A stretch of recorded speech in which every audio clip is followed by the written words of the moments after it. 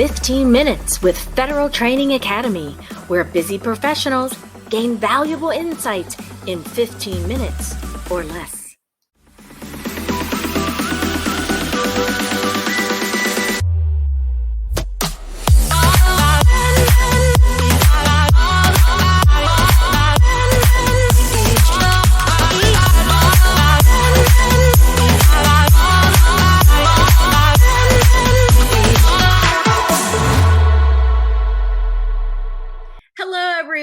I'm Angela Kachuba here with 15 Minutes with Federal Training Academy, and I am thrilled to introduce our guest, Dr. Shantha Mohan, who is here with us as a three-time author regarding innovative leadership. That's the topic that we're focused on today. She has managed engineering teams worldwide for more than 30 years. She's a mentor, teacher, and guide at the Integrative Innovation Institute at Carnegie Mellon in Silicon Valley. And welcome, Dr. Mohan. Tell us a little bit more about yourself.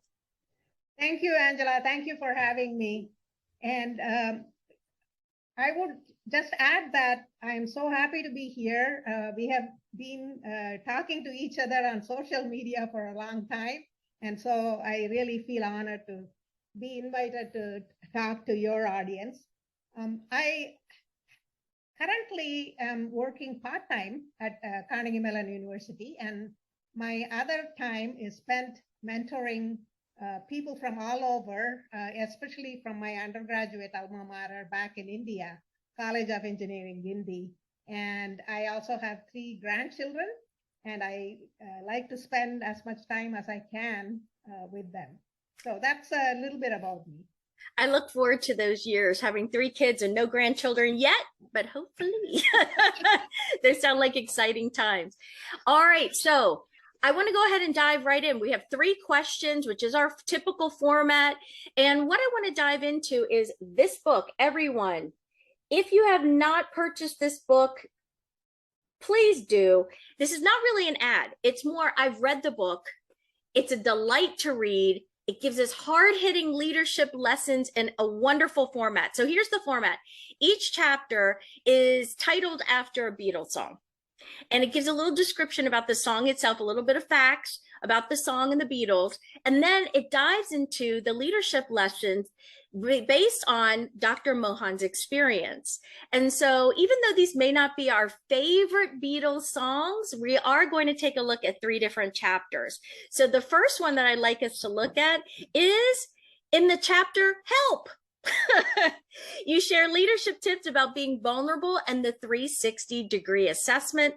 So what advice do you have for people who are told in feedback sessions that they're not strong enough leaders? Now, this is a question I get pretty often, where individuals are told that they're too nice or they're too kind. And in this particular chapter, it talks about vulnerability. And so there's that paradox for leaders of we should be vulnerable and authentically so. And at the same time, we're told to be strong leaders. So could you give us some more information about what advice do you have for individuals that are told that they're not strong enough leaders? I would say that when somebody tells you you are not a strong enough leader, ask for specifics. Because it's so easy to, put it out there. Oh, you're not strong enough. What does that mean? In what context? To me, leadership is all about being situational. In one situation, you want to come across as very strong, guiding people through crisis, for example. In other situations, you want to be collaborative and you want to be able to pull your team together and be able to produce something, be innovative. And to me, collaboration requires you to be vulnerable. And why do I say that? Vulnerability is about understanding yourself, your strengths, your weaknesses, your self-awareness is so important in collaboration. And you cannot be collaborative when you come to the table with, I know everything. Yes. Right? So you need to be able to open up and say, hey, I don't think I understand this. please educate me. And in that situation, people are very willing to open up themselves and give their ideas. And in one of the tweets I recently saw, somebody said, I usually ask a question and I pose as somebody else and answer that question in the most wrongful way. And often that wrongful answer gets so many responses because people love to correct you. And so what I would say is that don't be afraid to say, I don't know this, because not all of us can deal with all the complex situations out there. And be willing to say, hey, I don't know this, tell me. And often self-deprecating humor helps. Yes. You know, oh, I feel so dumb. I feel I don't know what this is about. Can you help me? And I think that if you start there, you will get a lot more cooperation than if you came to it with, I don't know how, I know how to do this. Let's go do this, because you're not getting a buy-in from the team, right? And I always give the example of a product manager as somebody who is a vulnerable leader. I don't know how many of your audience are, product leaders or lead their teams to produce something. Sure. But a product manager in most situations don't have anybody reporting to them. They are really leaders without authority. Yet they are so instrumental in making a company successful or not, depending on how the product takes off. And they start with the customer, potential users. And they have to be vulnerable. They have to have empathy to be able to say, hey, please tell me how I can create this product. And then they have a whole bunch of stakeholders who have to work with this person to make sure that the company produces a product that is successful. And so to me, vulnerability is all about getting help. Give me help. And it's about also opening up yourself. When you are considered to be on a pedestal, people really find it hard to approach you. Sure. And if they know that you are also a human being, just like them, you may have a lot of strengths, but you may also have weaknesses. And that helps you become very approachable and people would open up to you. And the other thing is modeling the behavior, right? The leaders have to model the behavior they want to see in their teams. And being vulnerable, showing that you can also be in need of help sometimes, makes the whole team appreciate helping each other and asking for help when they need it. And you can say, it creates a psychological safety space. Thank you very much for that answer. And so we do have some product managers, but we also have a lot of project managers or project management professionals. So it applies as well there. And so I'm so glad that you shared that, because what I often focus on as well would be, you can hold people accountable and still say, I need help. Yeah. I need somebody, right? As the song tells us, like, help, I need somebody. I need this information. You can seek advice, seek information. Don't be a know-it-all. And you can still hold people accountable. All right, that's great. Yeah. Let's dive into question number 2. So the next chapter we're going to focus on in this interview is When I'm 64. So the song When I'm 64, you wisely state in this particular chapter, so I'm going to quote, a leader who understands the conflicting priorities in her life and balances them has a better chance of getting to 64 without regrets. And I loved that quote. So you provide excellent insights about how we as an individual can do that for ourselves. But we're going to expand this. This question is going to expand to, as a leader, how do we help our teams? How do we help the individuals that we work with, our colleagues, do this well for themselves? Excellent question, Angela. And I think that I would go back to the answer to the first question where I said model the behavior. That's where it starts. A leader who shows they are going to be looking at their life as a whole, holistically, and going to behave in a way that shows that they value that, would have a much better chance of everybody else in the team doing that. And one of the things that I would say is many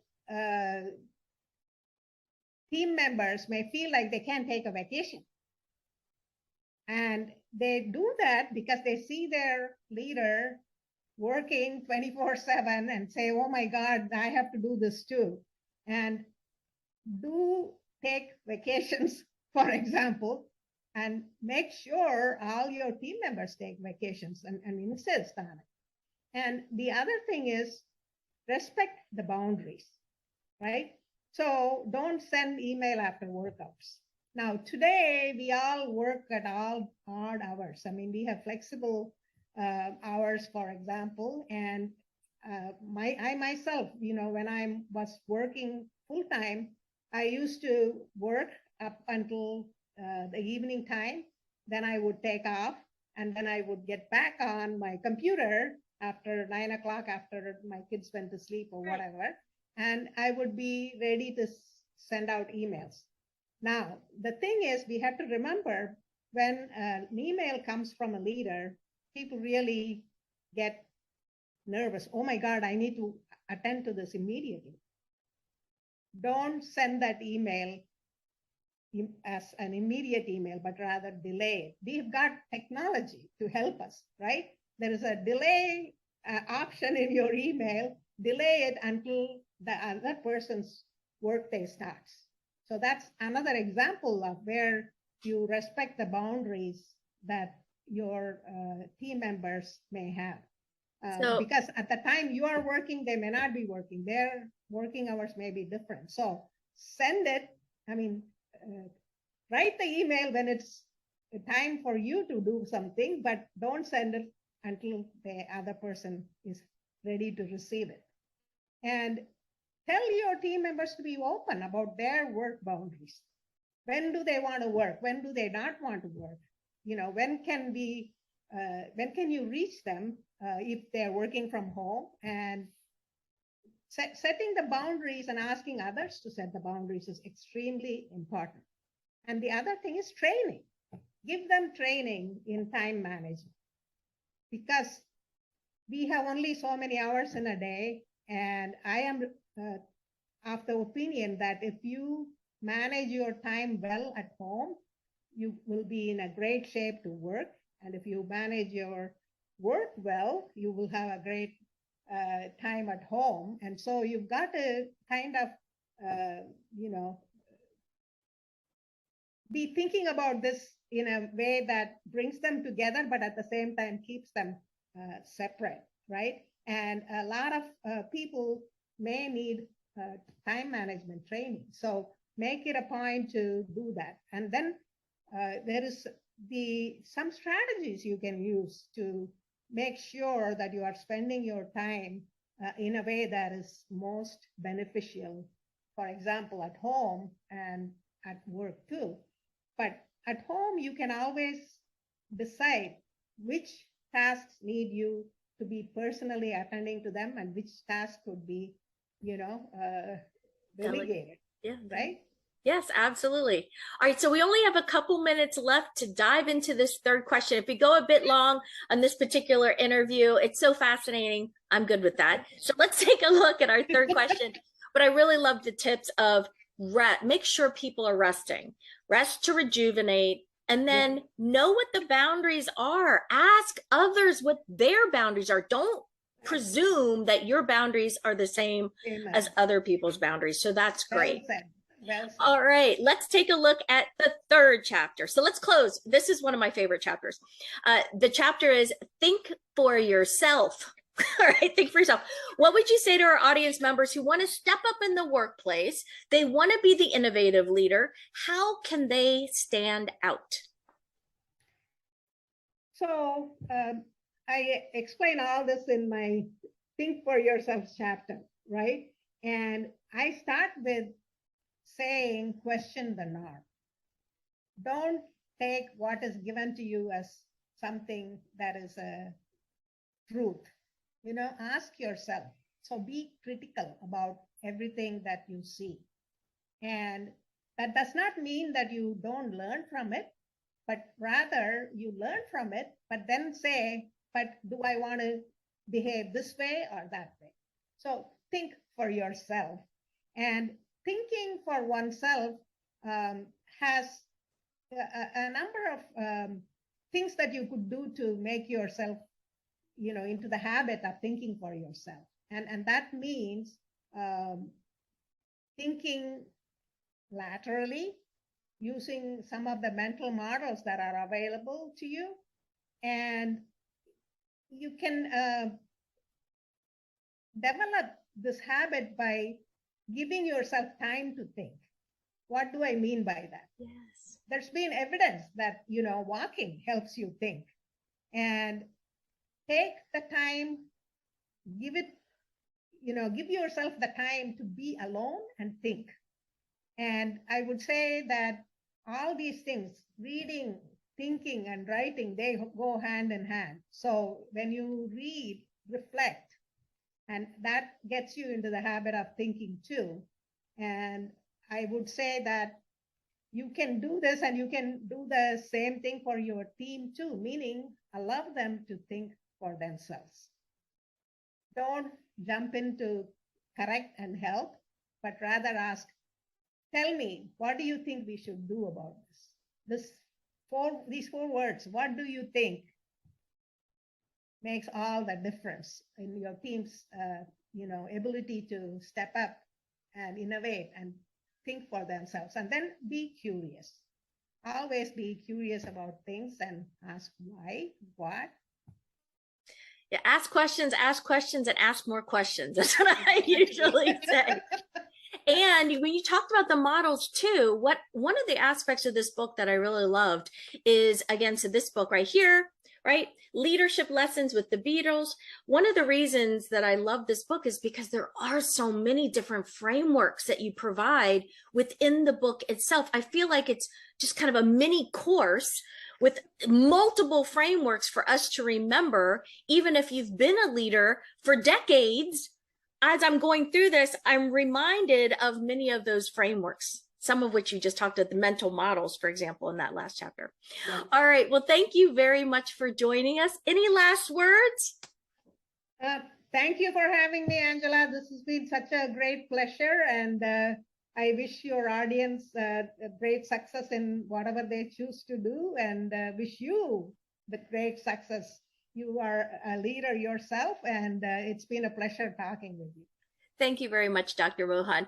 All right, everyone, join us for the next episode of 15 Minutes with Federal Training Academy, and make sure to take a look at this book, everyone. Absolutely fantastic. Thank you so much, Dr. Mohan. Thank you so much, Angela. Bye-bye. Bye.